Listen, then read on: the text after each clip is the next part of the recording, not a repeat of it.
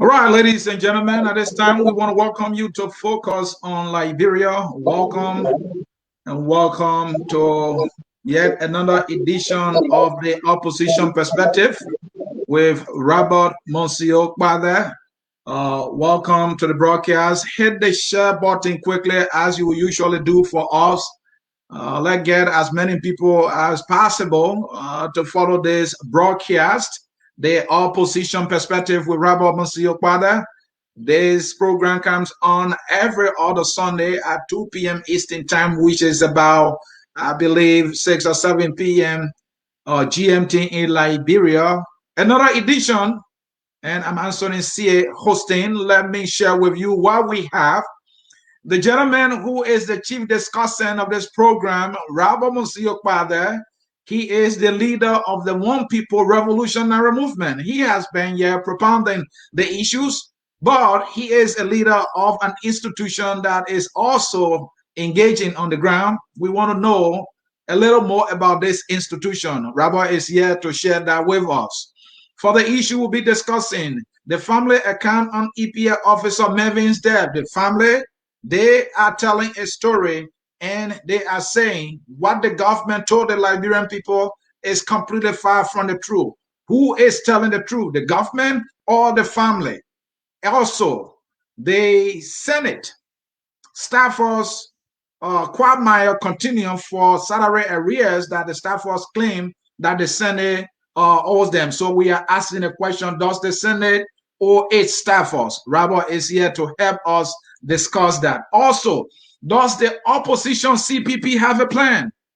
And we will bring in some other things along the line as we go into this discussion. Let me bring in the chief discussant, Mr. Robert Moncio Kpadeh. They call him the general. Welcome. Another edition. I'm happy to be here, my friend. With you to talk about our country, to talk about all the issues that matter to us as people of our country. I returned just this morning from Lofa, a pretty challenging trip, but I'm excited to be back to Monrovia. So I thank you for having me. Let me greet fellow citizens, with the most respect. And it's always, like I said, it's always for me a duty, to come here and lay down my thoughts on the issues that matter to us, to talk about governance, because governance is critical, it's essential, very quintessential to the forward march of any country. So we should talk about governance, and we should have people to account for the leadership.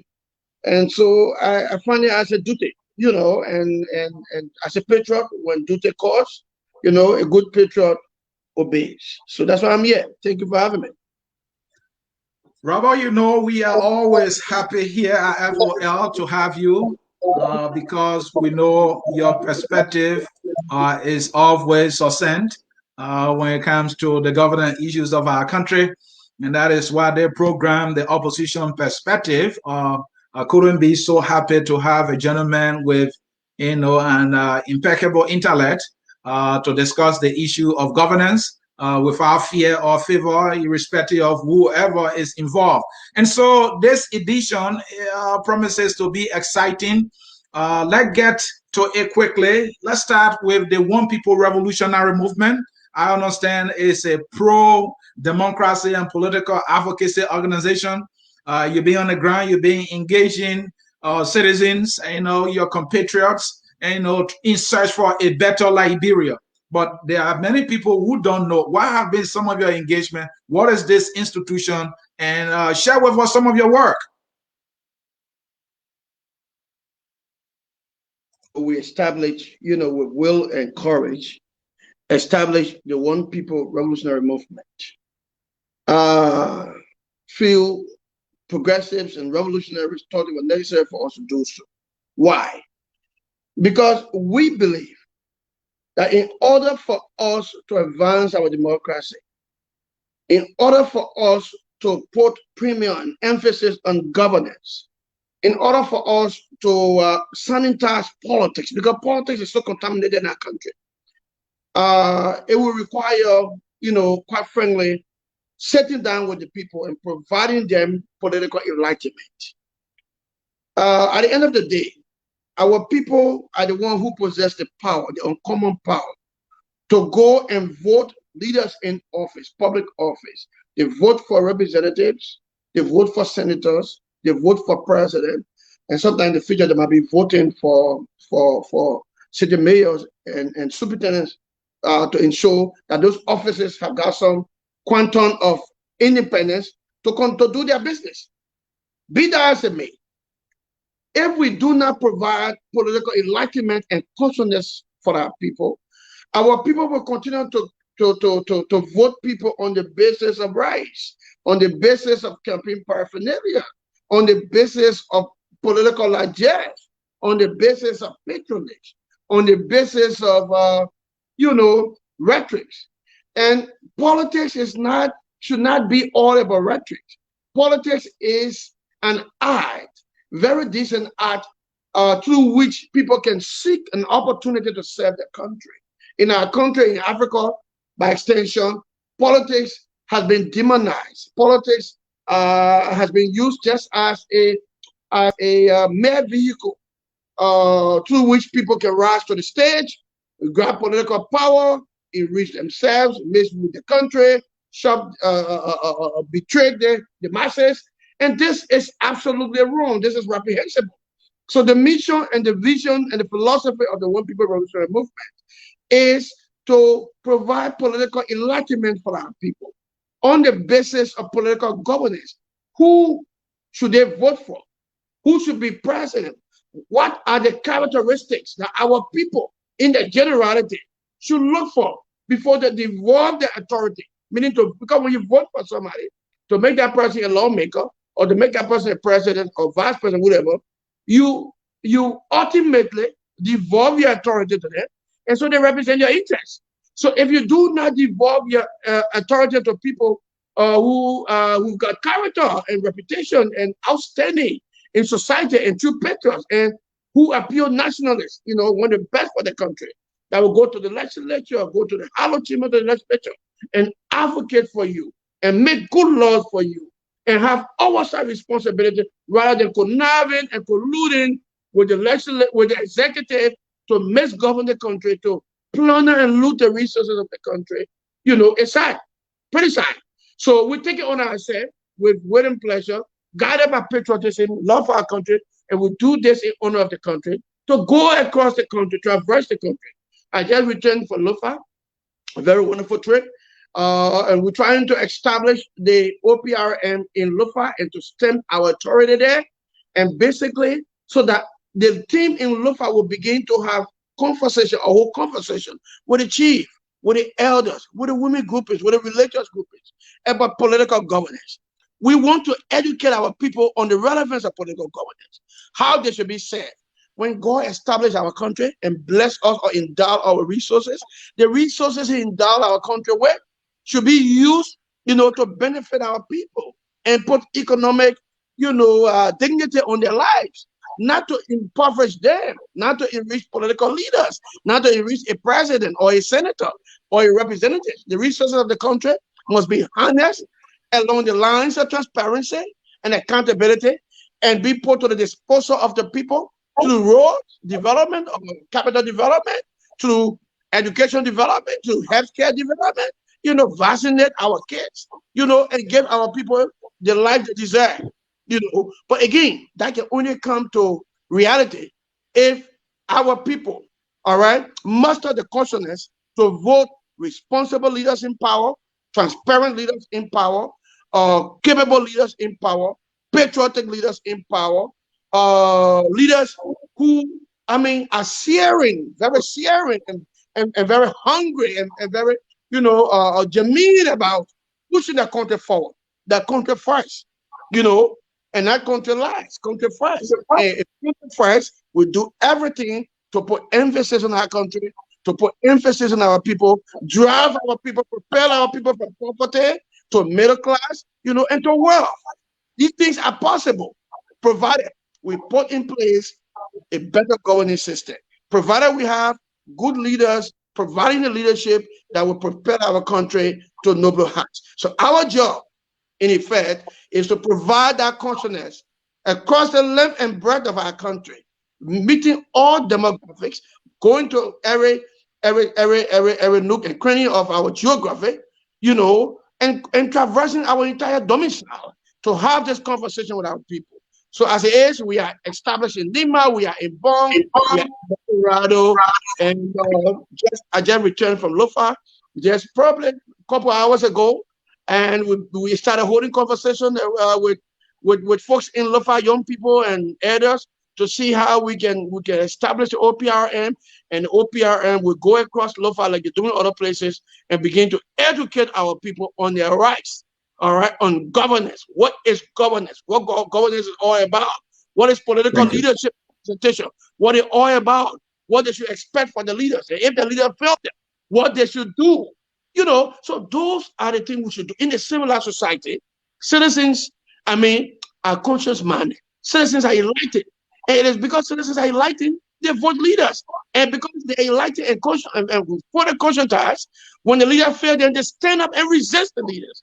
You know, that's the mentality trying to build in the minds of our people. Yeah, pretty much. And we just been around for a year and 2 months.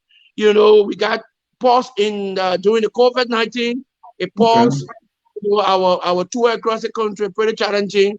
You know, the OPR is a revolutionary institution. We do not have money. We poor people, but we have good hearts and we have good mentality. And we want to do this thing because it's very important. This is not just about it. People misinterpret the OPRM to be one political institution or one movement established to just resist we are. No. Fundamentally, we are established to resist bad governance. So if we are regime is bad, we will resist them. It's not personal. We are also established to educate our people politically. All right. Look, I said this much to you, Anthony. We are poor because of bad leadership. Corruption has been rampant in our country. Impunity, sycophancy, because of bad leadership. All right, our people are subjected to misery and this parochial standard of life because of bad leadership. Our education system is a mess because of bad leadership. We do not have a resilient healthcare system. JFK, our only or our leading referral hospital, is in a total mirage because of what? Leadership. Yeah. All right. Then the question arises: why are we not putting emphasis on governance? How can we have our people to put emphasis on themselves by ensuring that the people they vote to power are serious-minded people? All right. Now, people who come during election time with big guys, you know, and multitude of campaign paraphernalia, they come with empty rhetorics. Now, people who give political promises, the legislature, as we know, who will skip session, who will abandon session and run behind a president, you know, because you want to share in the president's political largesse or because of sycophancy. We want men and women at the legislature because that is the citadel of governance. If you have a responsible, effective, and efficient legislature, democracy will work, governance will work, and you will begin to see the fruit of governance. It will be reflected in the lives of the people. You will see transformation in the lives of the people because you have a governance system that put emphasis on people and govern with transparency, you know, and being very savvy, you know, to get things done in the proper way. So, in effect, in a very brief way, this is our mission. This is who we are, and we're doing it in a very unapologetic way. So this is not about resisting anybody. This is a movement that is here for good, and will be here for good, and will provide enlightenment our people desire, our people require to do good at the ballot box. Thank you, Robert Moncio. Kpadeh is the chief discussant of this program, the opposition perspective. He is the leader of the One People Revolutionary Movement. Robert is here every other Sunday to talk about the issues that matter. And it is always our pleasure having here as the chief discussant. I just listening to him and to you who following you, listening to him. He's a man who he has a reservoir of words, and that he uses these words always to communicate in the best effective manner that he can. Alistair, and you said we have to sanitize our politics. I like that word, you know. Sanitizing things now is common because of COVID. And you are right. Our politics is polluted. You know, I just listened to you talking about lawmakers abandoning their responsibility to go on a fanfare with the president, and you think these guys will have the balls, you know, to stare off for the people who elected them to represent them? I don't think they have the balls. So you are right. We need men and women with courage and the fortitude to stand up for what is right, because we need to clean the governance of our country. Yes, you are right, Robert. Liberia is suffering today because of bad leadership, and that is the crumbs of what we have been experiencing in Liberia. But let me progress. We heard from the family of the now late EPA officer, Mervin. And then the family, we got a clip from them that we're going to roll. And then after that, we will be able to get your take on that. The family is telling an entirely different story than what we've been told. So we're asking the question, who is actually telling the truth? And before I can roll that clip, let me remind you folks a little bit about Mervin. Mervin served the EPS for 15 years. He was trained by U.S. security personnel. He served President Ellen Johnson Sirleaf for 12 years and President Weah for 3 years dutifully.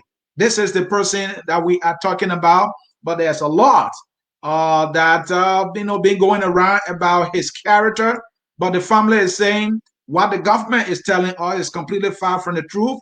And according to them, he was executed. He was murdered, according to them. All right, let's roll the clip, and then we'll get Rabba to play some analysis around, put context around the story that we've been hearing. You guys will have to start out telling us why you here today. Okay, we are here to speak out on the murder of our son. For us, our family, it was murder. We have reached the conclusion that our son was murdered. We're not accepting any suicide. Our son was murdered. And we are only here so that government can be able to tell us why he was murdered and who murdered him. Who was Melvin prior to his death? Melvin was a gentle giant. Melvin was very lovable, kind, funny, gentle. Melvin was everybody's friend. That's who Melvin was. A gentle giant. What was your last interaction with Melvin prior to his death? The last interaction with Melvin was on the phone. Before Melvin left to go up on the tour with the president, he called, and that was a tradition he had. He called his grandmother and asked for prayer. He did that all the time. And that was the last time he called and he was going on the tour with the president, and we should pray for him. That was the last time. You earlier spoke about raising Melvin, helping to raise Melvin. What sort of child did you know him from his childhood to be? Melvin lost his mother when he was under 3 years old. So we raised Melvin, his mother's family, we raised him. His mother was the sister between two of us. She was next to me. And Melvin, we raised him in a family, in a Christian home.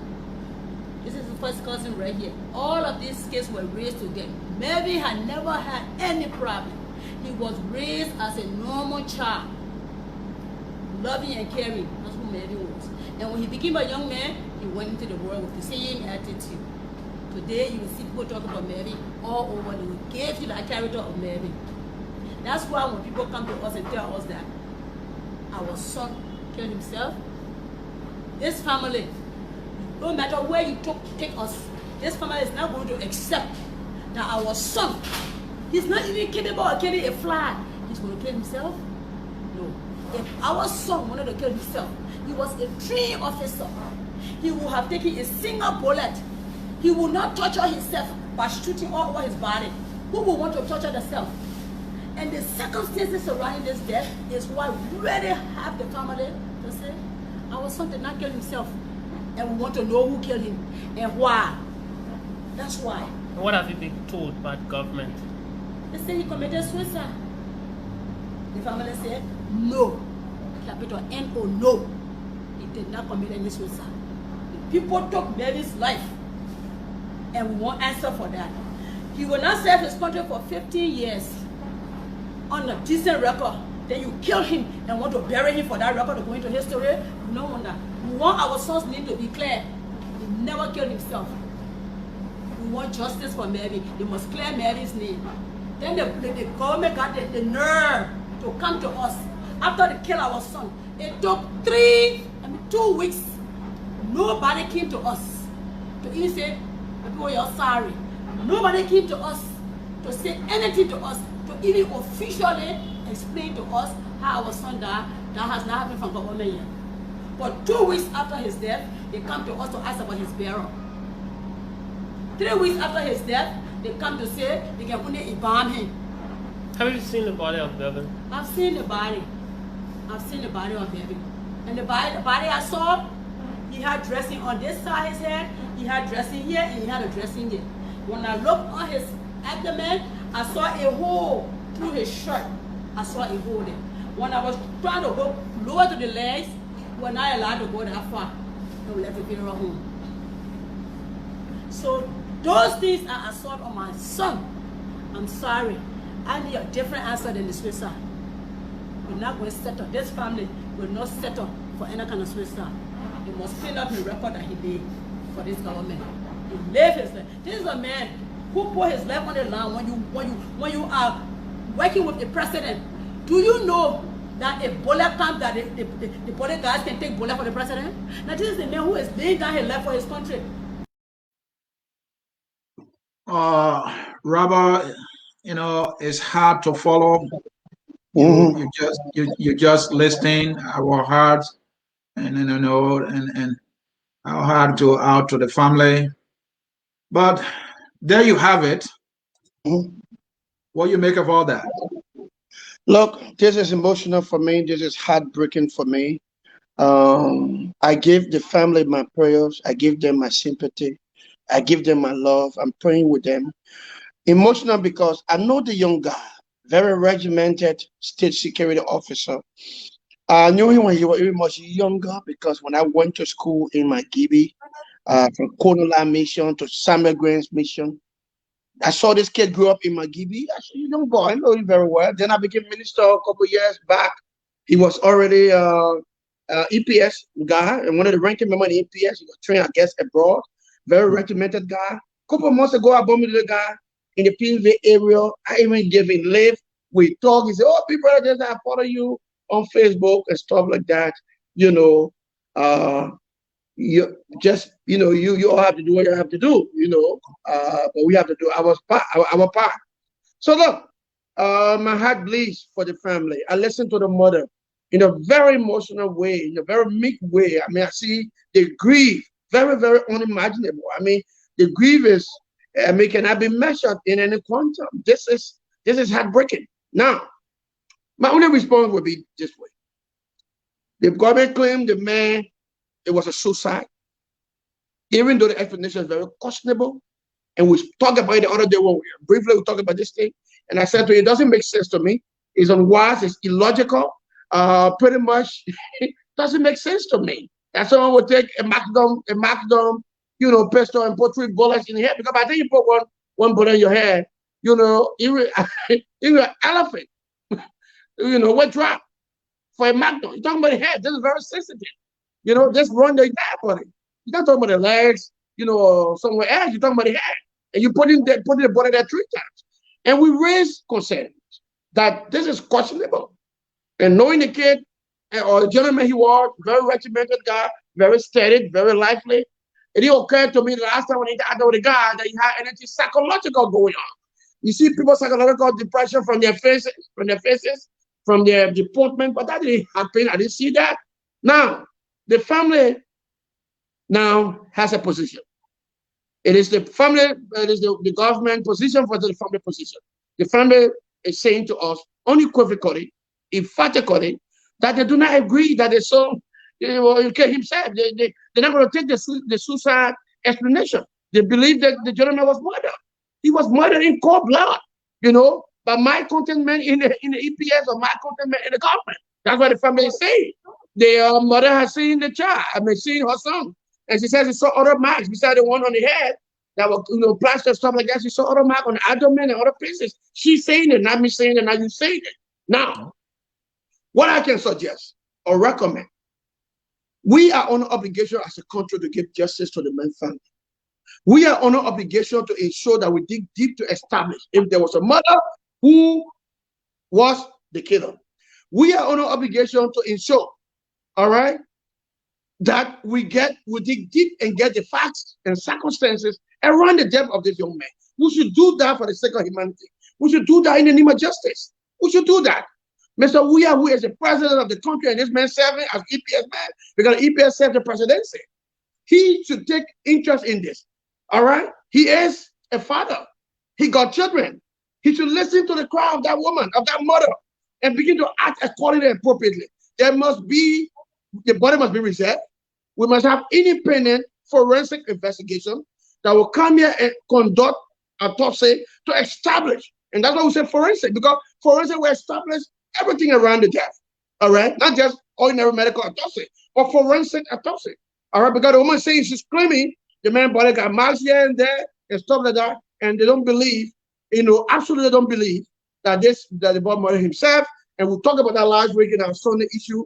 Now, look, the explanation is questionable. It smells very shabby, very shady. We need to be. It's something that we have to take with a grain of salt. Now, the family now is saying to us, the mother has seen the body, and she's saying with the signs she saw, they absolutely disagree with the government position that the son himself, the suicide thing is a total mess. It's pure nonsense. They're saying. So we want to call on the government again to see reason, to respect the rights of the family, to give this man justice, to give his family justice, and to get closer to this matter by ensuring that independent forensic team come down in this country, they come here and investigate thoroughly and establish the facts. Do not bury the body, do not put the man on the ground, preserve the body, and give the man justice. We want to have scientific proof to establish what happened to this man. The man served the country. He was a statesman. He protected the presidency. I saw this boy at the mansion during the Salih regime. When I worked in the regime, I saw him working, very dutiful, very regimented, very respectful, and loyal, and a patriot. A patriot in Iran. He was a patriot in Iran. How can he, just die in such a questionable manner, and then people want to sweep it under the carpet? We cannot allow that. We cannot permit that yet. So we stay with the family. We think the family should be given justice. We think the rights of the boy should be upheld and respected. He deserves justice. We want deeper investigation to establish the facts. We want forensic investigation, independent, to establish what happened to this boy, what led to his death, so that a final closure is done. Anything outside of that, anything contrary to that, it will be a misadventure. Underscore misadventure on the part of the government. We are calling on Mr. Weah. We are calling on Mr. Weah to see reason and proceed properly, and accordingly on this matter. The people deserve justice. And Robert, let me bring this other aspect of it to you here. And the family, according to them, Melvin has never been suspected of taking drugs as a child was brought up in a Christian home, because there are some people that are bringing up this other story that, okay, this man was seen doing drugs, and apparently he was intoxicated and he had no control of his mental capacity, and that's how he shot himself. The family is saying, no, this man, we don't know him, we don't know our family member or to be this way. And on top of that, the family is saying the government has not even had the decency to sympathize with them, and they are saying a lot of things. The video, we just play a short clip. It says, saying our son died, the government hasn't called us. They haven't reached out to us. They told us they are investigating only to send some low-class officer to arrange for burial. So their first attempt to reach to this family was to see how they could bury him. And that was the reason they made the effort to reach to the family. I mean, how can you reconcile this kind of behavior? Look, this is unsavory. This is heartbreaking. This is wicked. I can the regime. He dies under questionable circumstances, and no one, I mean, has made a major representation, official representation of the family. You send an honor link, you send an honor man to the family to go and talk about empowerment and stuff like that. I mean, this is inhuman. This is cruelty. This is unsavory. How do you treat people like that? You know, and I think this it brings into question the sincerity of the regime itself. I mean, a man died, a critical man. I mean, man of a higher, you know, ranking in the security force in the EPS. He's died, and are you telling me not the minister of state will go? I mean, not the director will go, and then you send an officer to go, not even to go. Even President Weah cannot call Mr. Weah cannot call the people to even give, you know, a word of sympathy and some sense of love to them, and you know, and solace to them. This is just so dead wrong. I mean, it talks in a deep way. It's telling and talks about the mentality of these people. You know that I mean they're not people of any good sense of humor. You know, they're not gentle, they're not compassionate, they're not loving. When people lost their life, oh man, you should be able to reach out to the family, especially a man who literally died in the line of duty. The man was in Lima, he was on the presidential tour, and the man died. And you send a low-key officer. This is so shameful. This is so shameful. It says deeply about the quality of people presiding over this country. All right? Not only that, they're not educated, but they're not just civilized. And they're not human. This is just shameful. When people die in service, what the government does ultimately, the government will go there and sympathize with the family. First instant, that should, I mean, anybody who is saved or human should know that. It doesn't require education. And this is so shameful. I'm heartbroken to hear the woman is speaking a very grieving tone about how disappointed she is that these people, you know, have failed, you know, to go and do the needful and do what is right. This is just so reprehensible. This is cruel. Savagism of the highest order. Savagism. I will tell me that word. Savagism of the highest order. And there is no place for savagism in humanity and civility. This is wrong. And big shame on them. And Robert, this is the most talked about nation wide tour, right? And this guy was there to provide security, not only for the president and also his confidant. And he has not even, you know, found it in himself as a human being to take a phone call and call this family and say, hey, I feel your pain. Melvin was on this trip to provide security for me. And it's unfortunate that this has happened. I'm going to invest, not a phone call. And if you follow the video, the head of the family who spoke, the lady said that even the EPA boss, one trucker, would not even reach out to them. And she said that Crocon was more like a family friend to them. He would not reach out to them in a way that is befitting of this man's service and duty to his country. I mean, this is mind-boggling, and I don't know what to make of it anymore, Robert. It's shameful. It's shameful. And like I said earlier, it tells deeply about the quality of people presiding over the country. All right? This is not the first, you know, questionable death. People have been dying all around this place. The government doesn't even express remorse about how people die.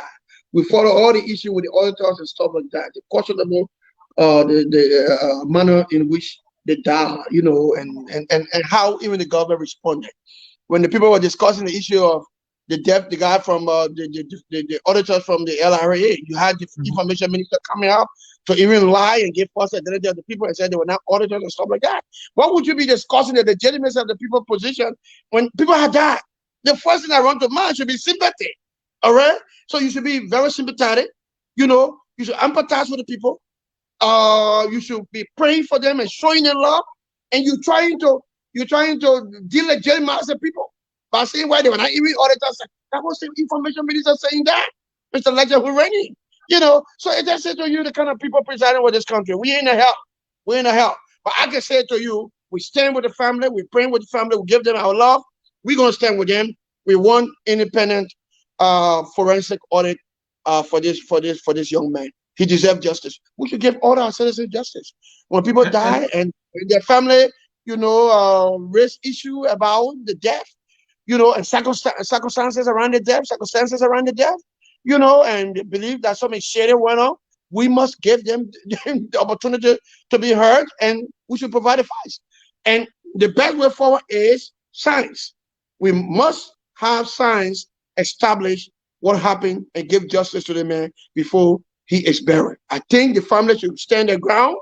I think the body should preserve, independent, funeral home, and let's establish a fact. And no one should tamper with the body so that we can have forensic people come here and do that. It is on the government to ensure justice and to ensure that befitting closure is given to this entire quagmire. This is pure shenanigans. I mean, it's bad for us. It's bad for us.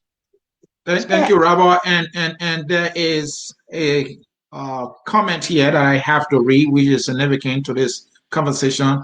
This guy is writing, I think this name is Ivan P. He said, I am his brother. I know Melvin very well. My brother never did any drugs in his life. Can you imagine that? And he said, I think if they knew he was on drugs, why did they allow him on the president Moncio? Robert, he said, the man is doing drugs, and then this is the man you have on the president Moncio?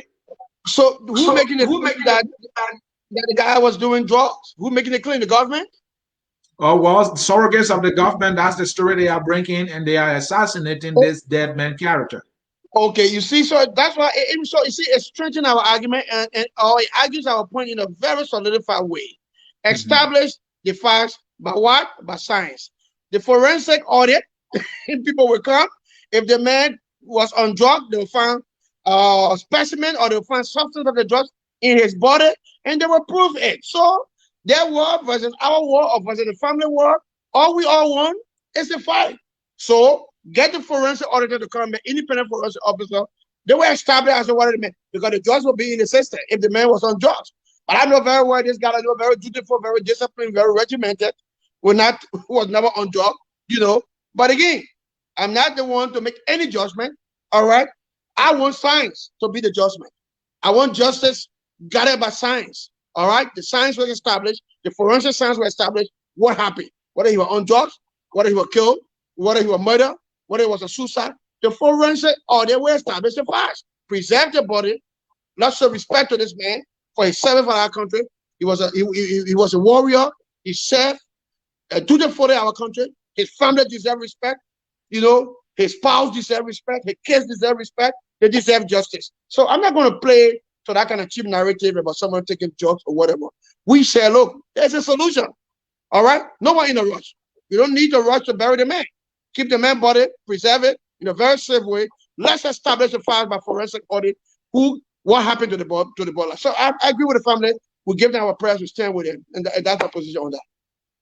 Thank you, Rabbi. Again, folks, in cyberspace, the program you are watching is the opposition perspective with Rabbi Moncio Kpadeh here at Focus on Liberia. I'm Anthony C. Monregin, and we have been discussing key national issues, the issues that matter for the forward march of our country. And we have been on this other topic, which is the death of the EPS officer, Melvin. And this is a front page Africa report. The family finally came out and said, no, the story that the government is telling that this young man killed himself is not true. They are not buying it. The family is saying he was killed and that there was no suicide that was committed. All right. And we are making progress here. There's another article that we ran into the Press Union of Liberia, or the media on the Press Union of Liberia. Now they are saying, hey, we will have to go into litigation because the violence against the media is too much. And we have some instances of violence against the media that we're going to bring to your attention. What is the police always heavy-handed on the media? As the image you are looking at there, you see about 5 to 6 police officers, I think about 5 of them, on this just one media guy. This man is not armed. I mean, what threat does he pose for which these guys are trying to be so heavy-handed on him? And there are a lot of, stories about media personnel. I mean, some of them to the point that they lost their life. We're going to be talking about that as well. And also, we will be looking at, this story about the Senate saying that, well, we have to pay our staffers, even though they have a portion of their Liberian dollar salary was taken away by harmonization, but we're going to pay. Why are they saying that? I'm confused. And finally, we will talk about, does the opposition have a plan? But before we do that, we're going to take a short break, and we will be right back. Stay tuned with us as we take that very short break quickly. Stay tuned.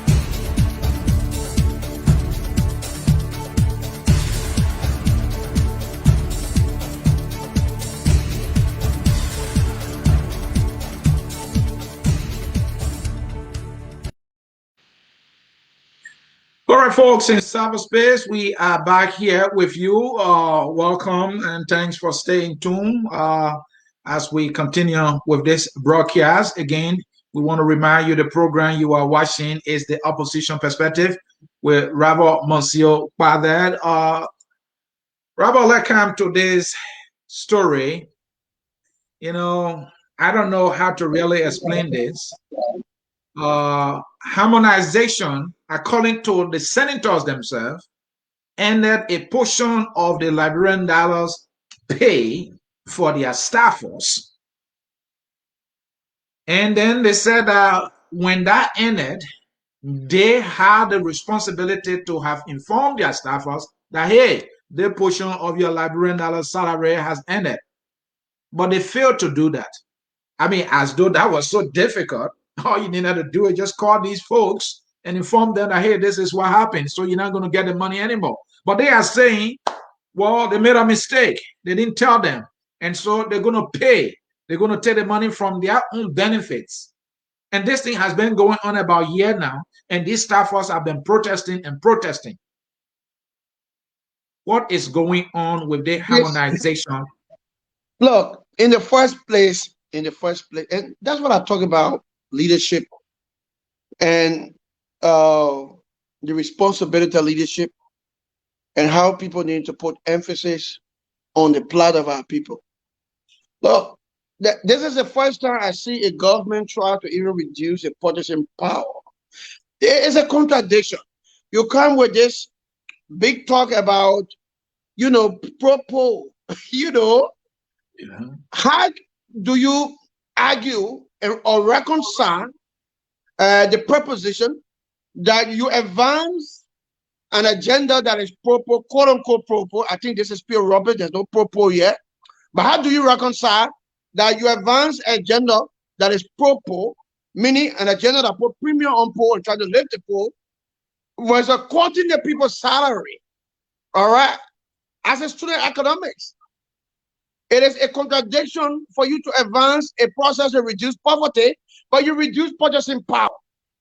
When you reduce purchasing power, you make people poorer because they don't have enough money to take care of the kids, to pay kids school fee, to take them to hospital, to buy them clothes, to buy them toys, to buy them food, 3 square meal.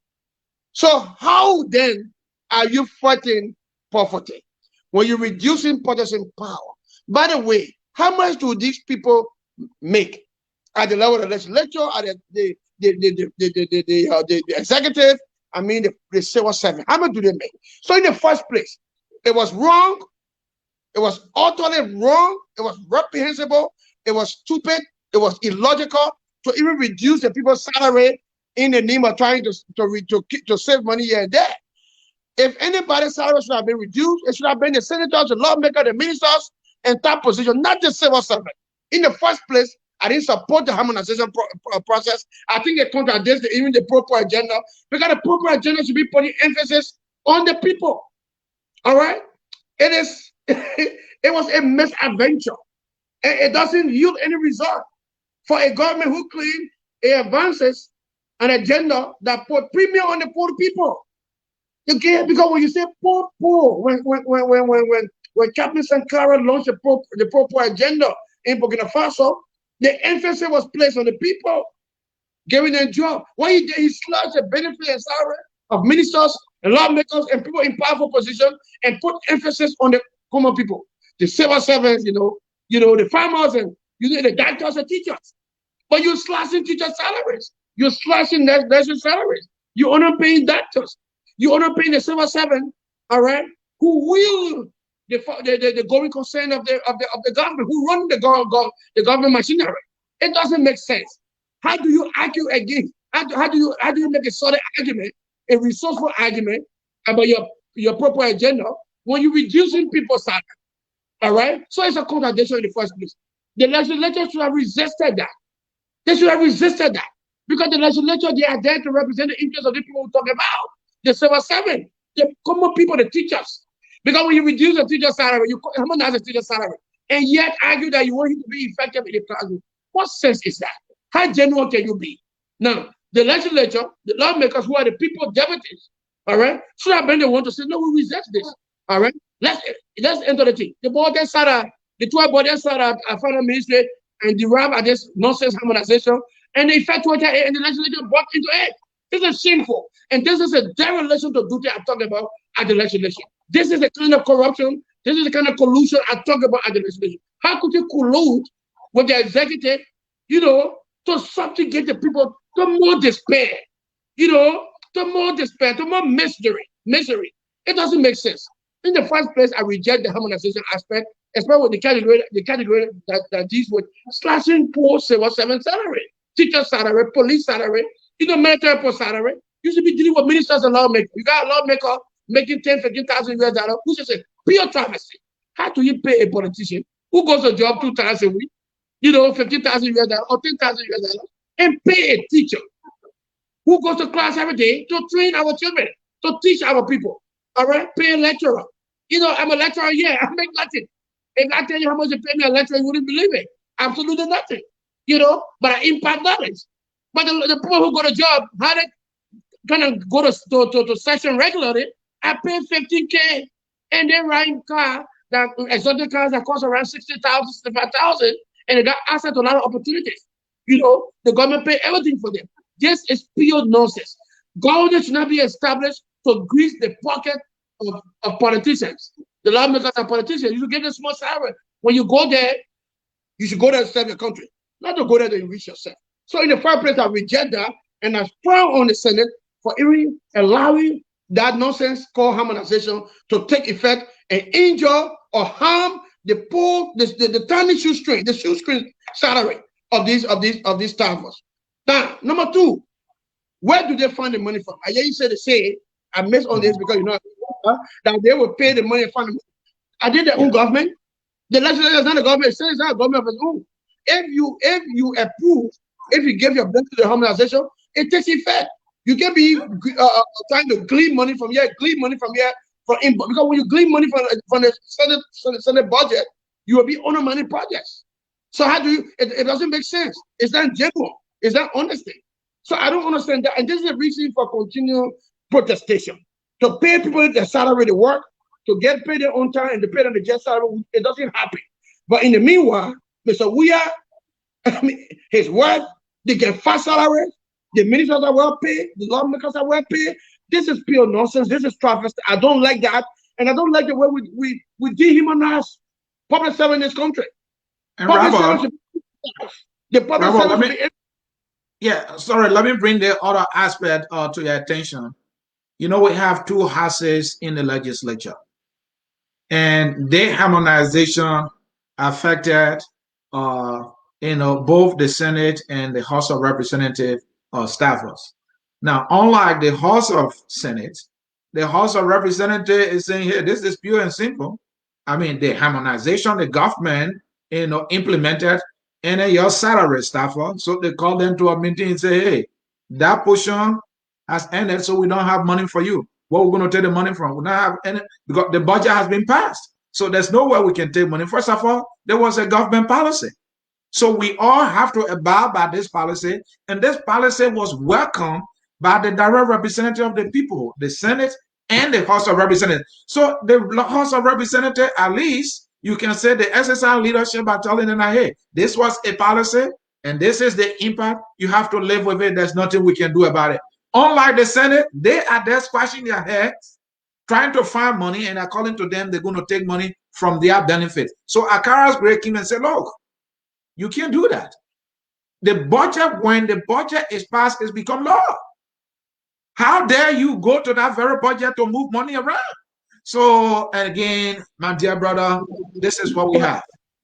Look, we're in a mess. No discipline in the governing structure of our country. To even spend money that is not appropriated for, on a cost that is appropriated for, is corruption. The Senate is in error, and they cannot proceed that way. And like I said, none of them provide leadership in the first place, whether the Senate or the House. You needed to decipher this entire harmonization process. How does it help the people? How does it job job with the government own policy, proper agenda policy? How does it? How do we intend to fight poverty or reduce poverty when we reduce spending power? Look, when you reduce people's spending power, I mean, you subjugate them. You plunge them into poverty. So if the main child or the family were eating 3 times, because you reduce the spending power, they will eat 1 time. Okay, so what happened? Ultimately, they've gotten poorer than richer. So how then are you putting emphasis or premium on them with their your so-called agenda, proper agenda? It doesn't make sense. I mean, this is just so simple. It's a misadventure. It was a misadventure in the first place. It's been fully categorized, all right, and well vetted and with great method, taking into consideration people of higher level, not the smaller people. Now, in the first place, the legislature failed because the legislature must represent the interests of the people. The reason why the legislature was established or is within our officialdom, within our governing structure, is to represent the only body in government, basic government, that represents the aspirations of the people and advocate for them. It's the legislature. How could they bless such a nonsense? How could they bless such a foolhardy thing? How could they, celebrate or convert a government policy that seeks or aims to subjugate the people to the pit of, to the doldrums of poverty? It doesn't make sense. Then you come now, the people raise alarm, and you say, the Senate say, we'll pay them. From where? It is corruption to take money that is appropriated for other projects and programs and glean the money from there and put it into, how long can you do that? Is it sustainable? It's not sustainable. And again, the whole Senate will be guilty of corruption and misappropriation if they did that. All right, and whoever backing that is wrong. I said to them, they need to find a way, whole conversation with the people, that this thing is already government policy. We give our blessing, and they should take the political license for that. It should say to you, these people here, a lot of them, are not putting emphasis on the people. And that's what we're saying. The legislature need to have professional staff. You know, like senators, representatives need to have professional staff to be able to decipher policies. When the executive advance a policy, especially the ones that have to deal with the people, education, healthcare, those things, look at it. Because you represent the poor interest. How could you just sit there and then pull something or give a blessing to somebody, and then at the end of the day you come back, at the end of the day the people are the victims? This is wrong. So they talk about we'll find money from somewhere. Oh man, it's not something for to listen to. It sounds to me very irresponsible. All right. How do they find the money from? Where do they find the money? All right. When the budget is passed, the budget becomes law. The appropriation there have got projects that they are just told. All right. So how do you go and take the money, maybe money for a few, or take money for this, money for that, to go give extra money to legislative staff? They have done very wrong to the staffers, and they should see reason to call them, sit down with them, and be fair enough and apologize. This is wrong. We cannot continue to run the country like this. Look, certainly they need to apologize. They need to apologize to people and start finding cheap excuses, because even if you pay 1 or 2 months, what happens in the next 3, 4, 5 months? What do you get? The Senate is not a government of its own. The Senate does not run its own government. It does not run its own financial operations. All right, it doesn't. It has no independent. Sorry, I'm going. All right, may adjustment at your end there, Ramon. Okay, I'm back. I'm sorry for the distraction. No, that's okay. Okay, you see me? Yeah, I see you. Okay. I'm not seeing my screen. You are here twice, so I don't know which is which right now. Okay. All right, let me just take out one and see. Okay. All right, may adjustment at your end there. Let's see. Okay. All right, let Robert make adjustment at his end. So this is what the Senate is telling us, and I know I can tell you, I think they are in error. In the first place, the simple decision was to have informed the staffers that, hey, harmonization ended that portion, and so there is nothing we can do. I mean, they have approved of the harmonization in the first place, so I don't know why were they taking on. But Rabbi, let me progress to something else yet. Stay with the legislature. Your man was I'm not sure he's your man. Thomas Fala made some news then. He's threatening or vowed to make Yeke Kaluba a former representative, and he said you can take it to the bank. And because the reason is because Yeke Kaluba is using words against the president and the leadership of the House of Representatives, and against most leaders in the country. He said the way Yeke talks it does not represent the behavior of an honorable man, and that behavior should not be allowed. But let me roll you the clip so you can listen and put some context around this thing. For what we heard, what we listened to, What did you hear? we try to get it here because I did not attend the program, but we hear from the gossip. People talk about how he spoke about bringing the government now within 3 months unconfirmed. Allegedly, I want to be careful because I do not have evidence in my hand. And he has said it repeatedly, insult the president, the leadership of this country. And I think it's not the right way to go. This is a civilized country. And I saw Yeke the other day. He came to Capitol building somebody, he come reckless and gone at those days. And Yeke, you have to understand this today under the sound of my voice, because I know you were challenged. And we will make sure if Yeke do continue in this path, and I want to say this clear on the record, that Honorable Yeke Kaluba will have to retract if he did, because the legal system is there, the rule of law is there, he will be invited, but under our rules, we will make sure that Yeke Kaluba comply, because the legislature have its own rules and there are penalties. And I know Yeke is aware that the individual that is making this comment is of no joke. When we take issue, we take it and make it serious. Yeke will be called and he will be subjected to probe, and an attempt not to submit himself will be left with no alternative. Probably if he's lucky, let me use the word lucky carefully, there will be suspension for Yeke Kaluba this time around. If it's not, and if he doesn't regret or retract the statement or comments made, Yeke will become former representative in the next couple of days or month to be. You can take this. It's not a threat. In compliance with our rules. What rules? The rule 43.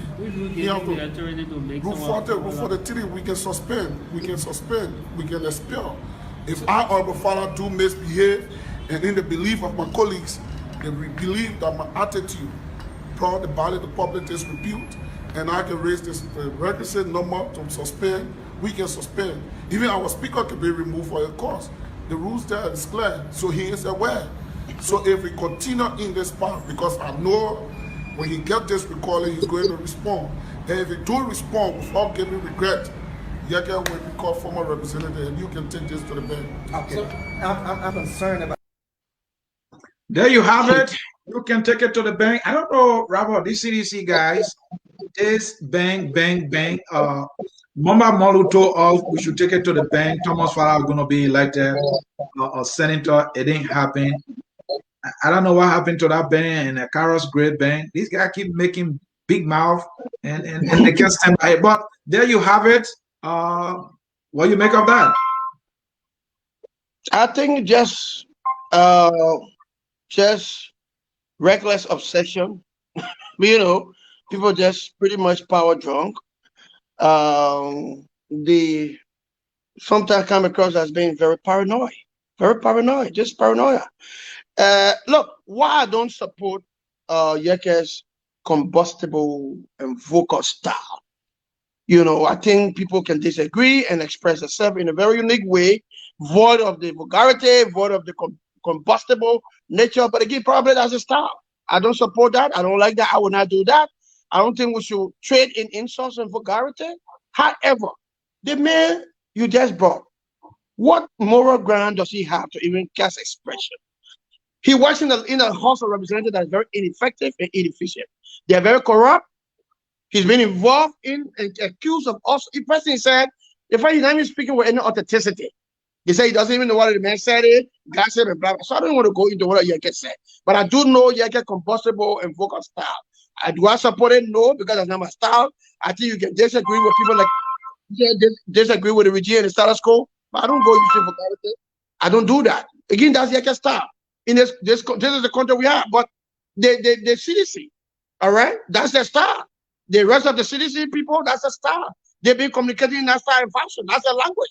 So Yeke is really speaking the language for them.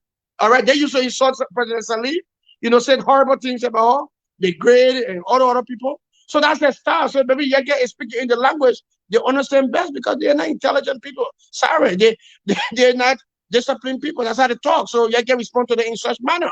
I don't support that kind of style, but they introduced that style in the country, talking to people in such unruly way, vocal way, combustible way. You really don't have to be combustible. You can disagree with people and do that in the very logical, in the very civil, in a very courteous form, you know. But this vulgarity thing and combustibility thing and this kind of abrasive style, I don't support it. Now, this man should be reeling and bleeding from the way he was defeated in the just ended senatorial election. I don't know what power he has to be able to make Yeke a one-term president.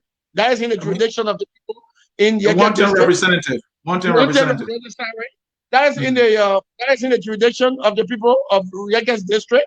They will make a decision. I think they will be able to make an evaluation about his service.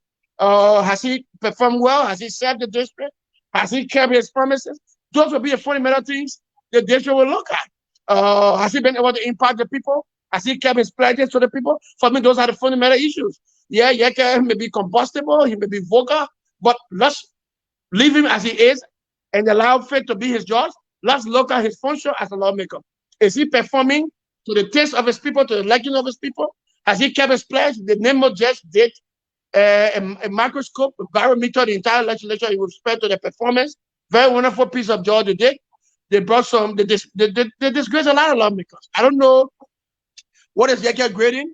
I was not here, I was in Lofa.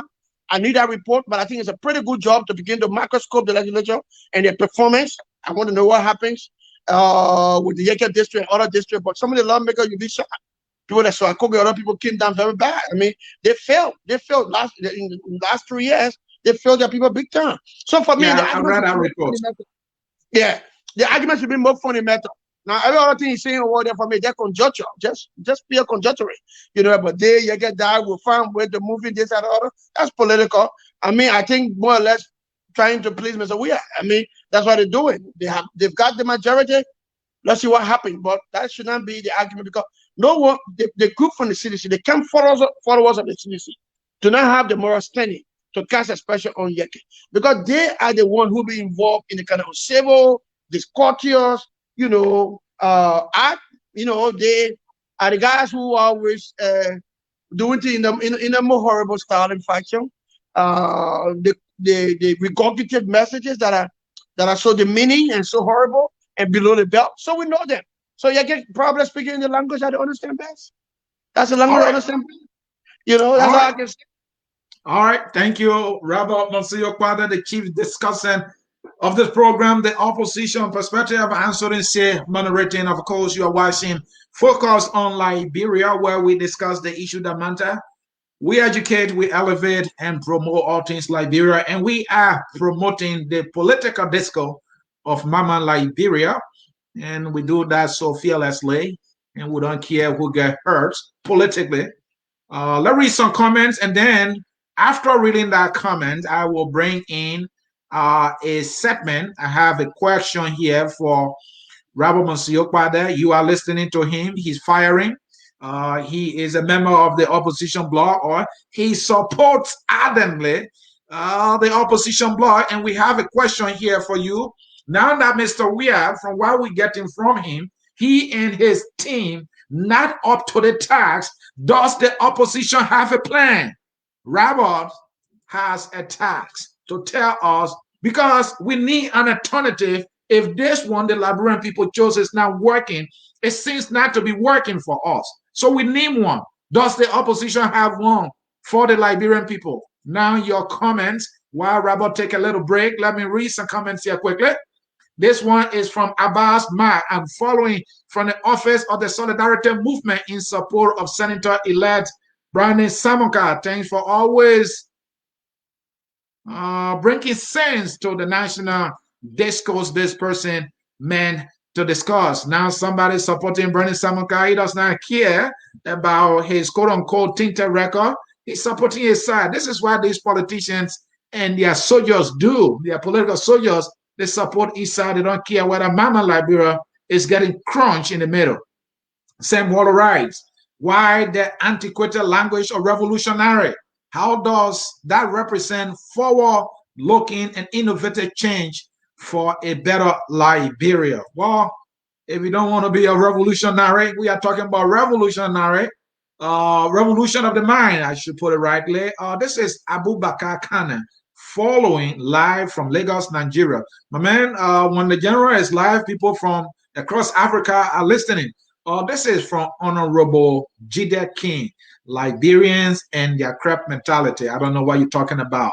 Another political talking head, he said. He's throwing punches here. He continues. GF cases improving under the president and government. Now has jumped on that wagon of praising, but now he want to crucify another person for critiquing his government. When last you visited JFK, this man is in Liberia.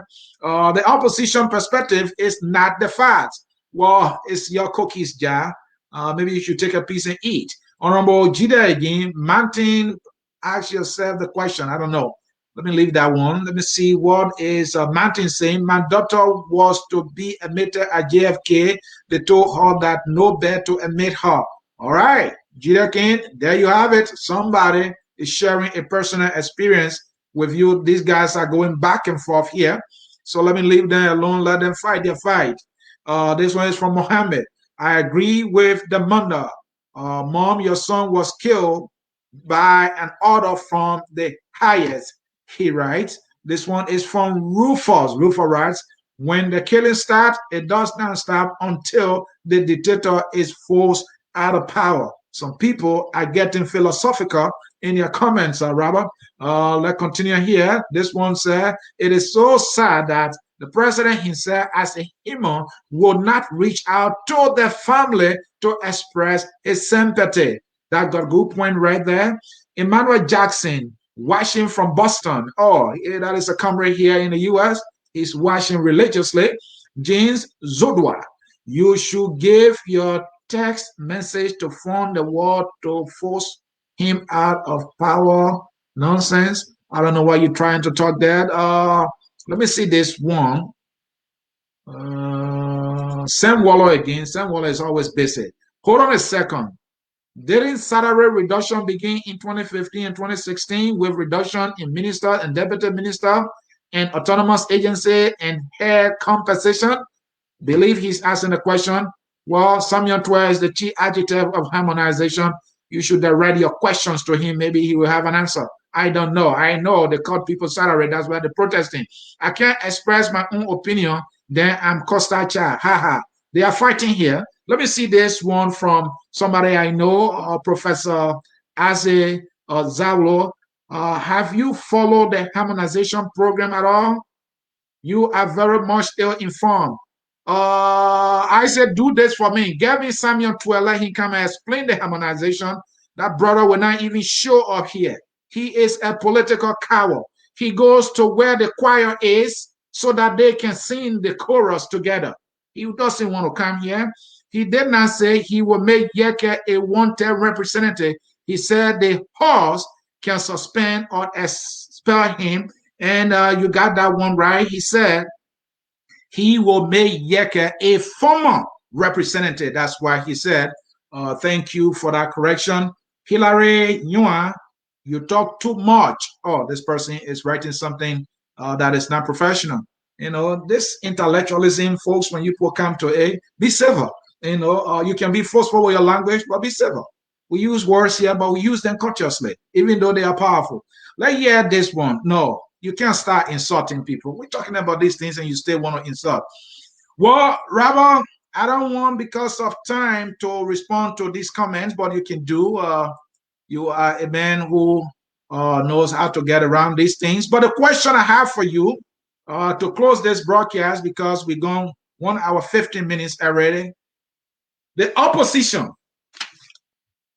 if at all Liberians are in despair, and I believe you, Liberians are in despair. I know it for a fact.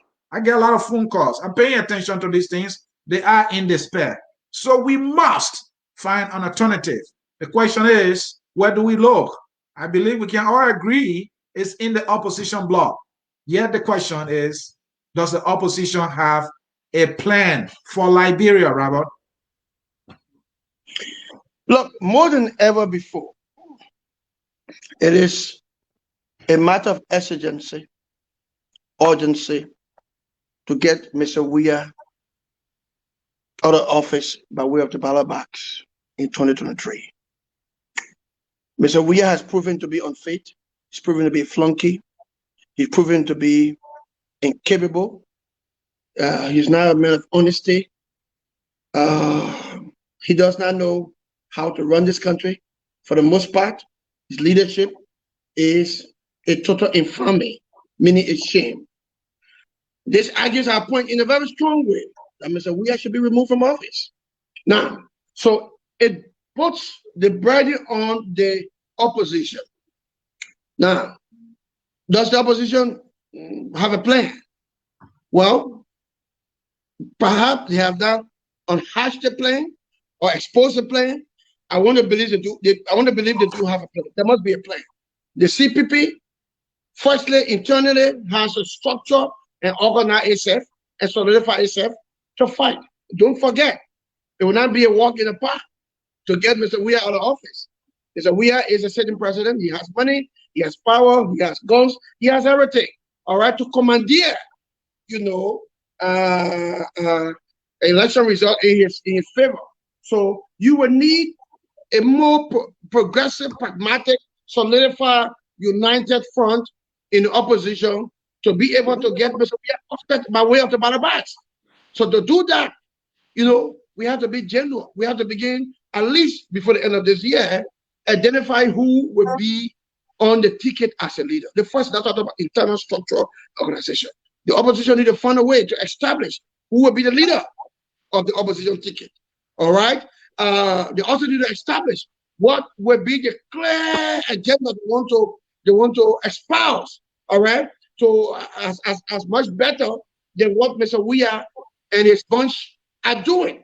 So we gotta be clear about that. We also want to assure the people that yeah, in a much Mr. Weah is a flunky, he's failing, you know, and he has you know betrayed the confidence of the people. But we have better alternatives. Who are the qualities of people we put forward? All right. What are the examples we're setting to say to the people we have better options? So all of those things have to be put in place, and they have to be clearly succinct that yes, we are ready to take power. We have to be established, you know, established and structured and organized as a government in waiting. That must be sense in our message, sense in our actions, and our deeds. Because when we condemn the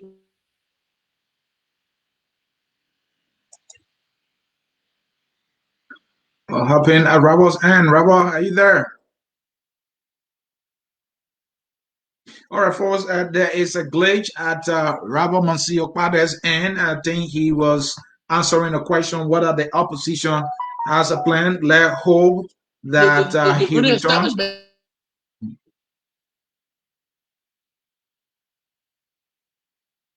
Sorry, so I do have some internet stuff. So, like I said, so you cannot be condemning the status quo or the real establishment, but then on the other side, you're seeing doing the same things and stuff like. So we need to be clear about the basic things. We need that need to guide our action as opposition. Because, like I said, Mr. Weah or the real establishment, all right, have a lot, all right, in their favor to fight back. All right, except that the records against them are pretty horrible, are pretty damning. All right, the record of corruption, massive corruption, wanton corruption. The regime has been scandalous. All right, the regime does not show respect to meritocracy. They're dismoney performing because a bulk of the guys placed in major positions are not qualified, not fit for the job. So the regime is a total mess. It's a menace. The regime, the real regime, is a menace for the people. So the records are very clear, very unequivocal. Already, evidence against Mr. Weah, his stockpile is very preponderant. However, the opposition, beginning with the CPP, has to organize and structure itself in a way that delineate from the excesses of the ruling establishment and position itself as a government in waiting. Now, but what is the plan? What is that plan? Is it in some kind of imaginary closet? Well, between you and myself, I wouldn't know the full plan yet. We begin to work with some of the leaders now in the in the CPP to understand the direction. All right, I have been speaking with Ambassador Boyka. You know, have a very long, deep conversation about where the country must go beyond 2023. But again, Mr. Boyka is a member of the CPP. He is not the leader yet. So we need to be clear about the structure, you know, and organization of the CPP. Beyond that, I think the total fate of the opposition doesn't get right with the CPP. My understanding is that the progressives are coming together. Okay, if the CPP cannot exude itself and exert itself as an alternative, a third force must emerge. And that third force will be led by the progressive. All right, the progressives are coming together. They're establishing, all right, coming together because they believe that leadership and governance is very critical. There can be no other time in our history than now where leadership is urgent and the need to recalibrate this country and put it on a steady course, you know, can't be overemphasized. So a lot of things happening. Like I said, maybe the next 2 weeks I should be able to say to you, nosy within the CPP. You know, I'm not a member of any of the party. I have a very good relationship, political relationship, and I support Boyka. You know, work with, and then who's brought me to the person who said I worked with Mr. Boyka for 2 years. I've never worked with Mr. Boyka. So correct your facts. I'm not working in his office. I supported him for the presidency. I don't see any reason not to do that again in 2023, except there's a compelling reason. I think he's a very good leader.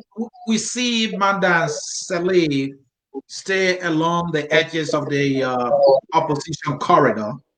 Yeah. You know, kind of mailing fences with folks in the Liberty Party instead of her own party, the Unity Party. I continue to argue that she staffed Omen Boyka in the back politically. The last election, I think she's trying to do that again.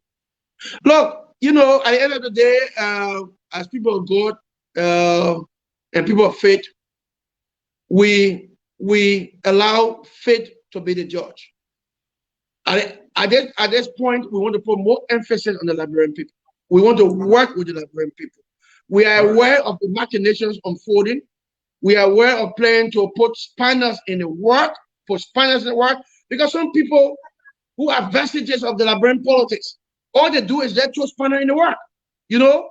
But at the end of the day, this is about the Liberian people. We will conscientize our people to resist, evil, to resist people who want to put spanner in the work, who want to undermine good leaders. The tragedy that we witness today, they are responsible for the tragedy that we witness today. They brought this nightmare on our country. They brought this menace on our country. They reject them and say, we are sorry, Mr. Seneca, undermining, all right? And we know that was not a free, fair election, all right? They coronated and entombed we are into the presidency. The we are presidency is a total disgrace, it's a disaster, it's a tragedy. So it's the same people who brought this demon on us and this nightmare on our country.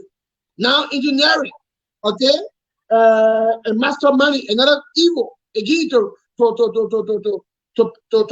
the people in perpetual evil, in perpetual subjugation, in perpetual economic disaster.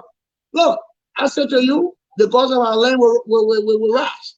All right, will rise. But I said to you, our people are listening.